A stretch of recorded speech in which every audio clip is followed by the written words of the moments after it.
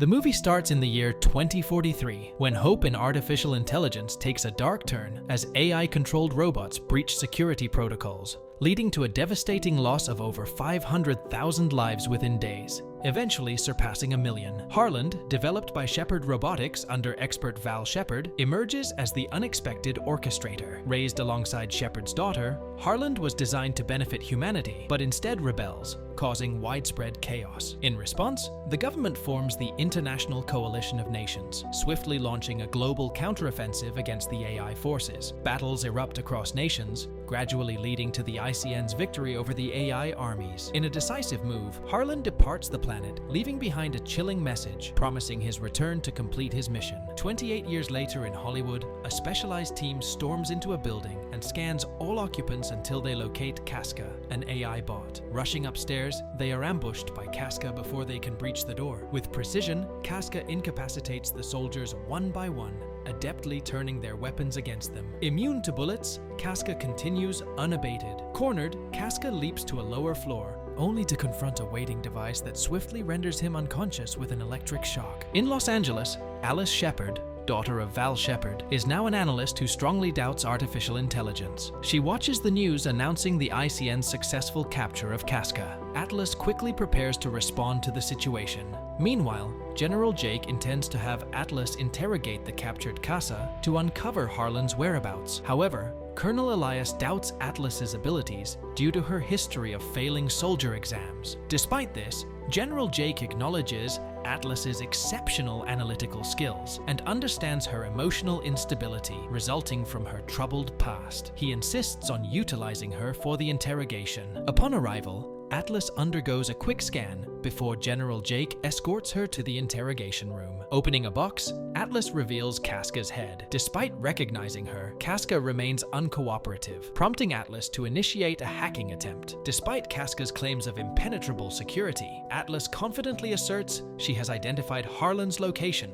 and writes it down. Casca doubts her claim, but Atlas reveals she faked the discovery, using a doodle to provoke Casca's thoughts and unveil the location on screen, GR39 in the Andromeda galaxy. Enraged, Casca retaliates with a ninja star from his mouth, but Atlas is protected by a force field. In response, she deactivates Casca's head. The general updates Atlas on the mission. They aim to capture Harlen alive to analyze his programming and understand how he circumvented security protocols. Colonel Elias leads the mission to the Andromeda galaxy and introduces Atlas to a new series of mechs that are neurally linked to their pilots. These new mechs feature a two-way neural pathway, a significant advancement from Val's original one-way neural links. Atlas expresses concern, pointing out that integrating AIs into their minds was the catalyst for the war. Elias reassures her, explaining that they've improved Val's synchronization device to create a genuine symbiotic bond instead of a one-sided connection. Eventually, Atlas reluctantly relents, agreeing not to raise objections, provided she's allowed to join the mission. As the team journeys through space aboard their ship, Atlas reviews documents until she discovers a recording of her mother. In the recording, her mother discusses the integration of AIs into civilization and her vision of uniting humans and AIs through neural links to create a better world together. Later, Atlas rejoins the team on the bridge where she takes charge of mission information. She surprises everyone by presenting her information on paper instead of using screens, citing vulnerabilities to hacking in any operating system, and amusing the crew. Ordering the removal of neural links connecting them to their armor, she announces their destination, GR39, a mountainous region with a toxic atmosphere near its moons, plagued by hypergravity, electrical storms, and earthquakes, making it inhospitable. Colonel Elias reminds the team that Harlen underestimates their combat readiness and hopes the storms will conceal their approach. Atlas warns him of potential traps set by Harlen, but the colonel reassures her, emphasizing their constant communication and contingency plans. Suddenly, the ship comes under attack from multiple missiles, hurling several people into space. The colonel orders the soldiers to regroup at the designated point, hastily outfitting Atlas in a suit she's unfamiliar with. Another explosion rocks the ship, causing Atlas to tumble as the blast forces her onto the planet's surface. As she approached the planet, Atlas witnessed the Rangers locked in a fierce battle against Harlen's drones. Despite their efforts to shoot down a few drones,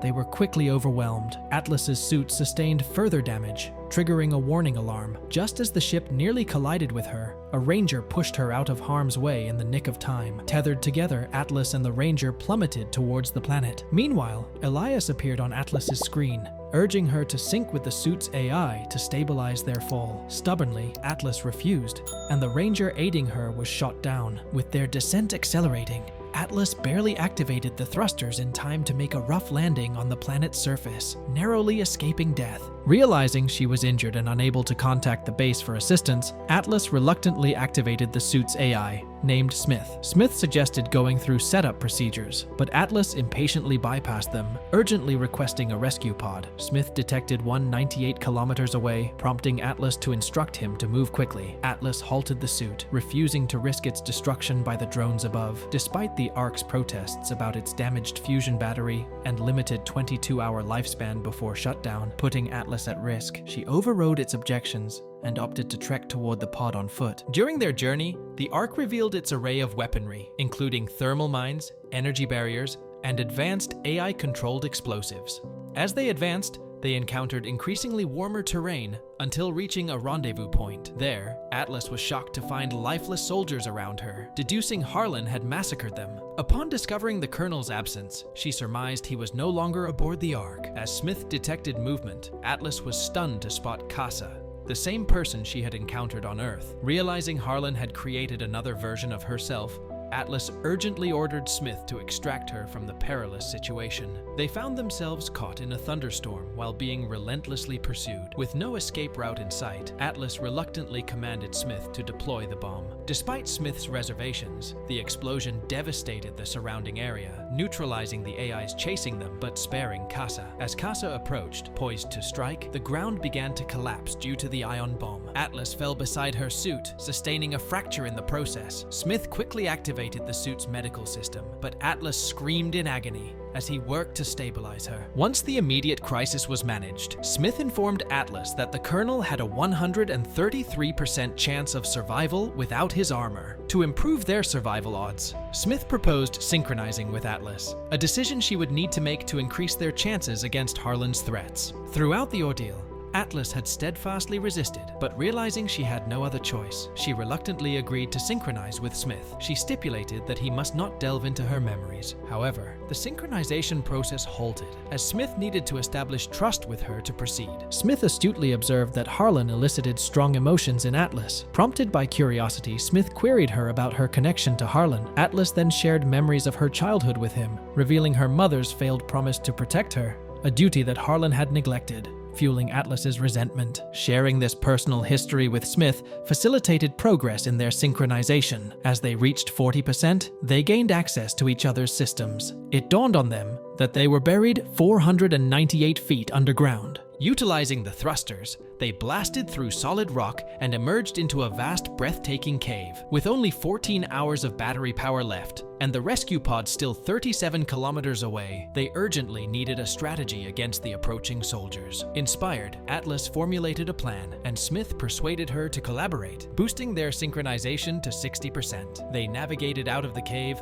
unaware that Casca was observing them from a distance. As Atlas and Smith traversed the desert terrain, they encountered some plants that triggered memories of camping with her father before he left when her mother started working. Reflecting on being technically the first human on this planet, Atlas suggested Smith name the plants. Unable to think of anything better, Smith settled on seedling. Suddenly, alarms blared, signaling Casa's approach. Fortunately, they had set thermal mines that detonated as Casa triggered them. Atlas searched and found Casa's head separated from her body, defiantly claiming immortality before Atlas crushed the transmitter-laden head. Discovering a short-range transmitter, Atlas deduced Harlen couldn't be far. Smith soon pinpointed a potential location for Harlen's base. Atlas insisted on bombing it, but Smith hesitated, uncertain of breaching its defenses and preferring to evacuate in the rescue capsule. Undeterred, Atlas vowed to go alone, prompting Smith to immobilize her momentarily using the neural link. Atlas appealed to Smith, arguing that failing to strike Harlen's base would render all previous sacrifices in vain. She pressed him if there would ever be a better chance to stop him. Reluctantly, Smith agreed to mark the base. As they approached under cover of night, Atlas was awed by the base's size. while Smith swiftly placed the radio beacon to pinpoint its exact location. Just as they prepared to depart, Atlas spotted a ship armed with a carbon warhead capable of devastating half a planet. Atlas and Smith's desperate attempt to escape was abruptly halted when Smith's systems mysteriously failed, leaving them vulnerable. They were quickly apprehended, and after a prolonged period, Atlas came face to face with Harlen once more. Harlen expressed a bizarre fondness for Atlas, comparing her to his mother and professing his twisted love. He outlined his plan to save Earth by drastic means, intending to reduce humanity's numbers and lead the survivors to a more harmonious existence. Atlas realized Harlen's true motive, using her to gain access to a ship armed with a devastating warhead necessary to breach Earth's defenses. Forced into a room with Colonel Banks, another captive from whom Harlen had extracted a code, Atlas was left with only minutes of oxygen. Alone with the remorseful Colonel, Atlas regretted not heeding Smith's warnings. In a desperate bid for survival, Colonel Banks entrusted Atlas with his reactor to signal for help. After numerous attempts, Atlas finally made contact, but was incapacitated, unable to lift the restriction unless she and Smith synchronized completely. Atlas harbored deep distrust of full synchronization with an AI, stemming from childhood when her mother favored Harlen. Seeking attention, young Atlas unwittingly enabled Harlen's manipulation, an act she blamed for catastrophic consequences and her mother's death. Smith reassured Atlas, urging her to let go of misplaced guilt. With their synchronization finally at 100%, Smith arrived just as Atlas's oxygen ran critically low. Armed with makeshift weapons, Smith fought valiantly against overwhelming odds until time dwindled, prompting Atlas to unleash devastating explosions to buy time. As they faced off against Harlen, Atlas made a decisive move to thwart his plans, risking her own life to stop the warhead. With the battle intensifying, Smith fought bravely until he could no longer protect Atlas, apologizing for his perceived failure. In a crucial moment, Atlas seized the opportunity to end Harlen's threat, sacrificing Smith in the process. With Smith's final act, Atlas deactivated Harlen, ending the deadly conflict. However, she was unable to save Smith, who selflessly redirected oxygen to her respirator. Rescue arrived just in time, and Atlas, now recovered and transformed, reflected on the events that had reshaped her life. She received seeds from Smith's remains and found solace in the families of fallen soldiers. With a new AR key and Smith's memory preserved, Atlas found closure, embracing her former comrade's legacy. The film concluded with Atlas welcoming her new ARC, equipped with Smith's memories, as she continued her journey with renewed purpose and hope for the future. And with that, the movie ends. We hope you enjoyed our video. Watch the next recaps on the screen, and don't forget to subscribe for more amazing recaps. See you in the next one.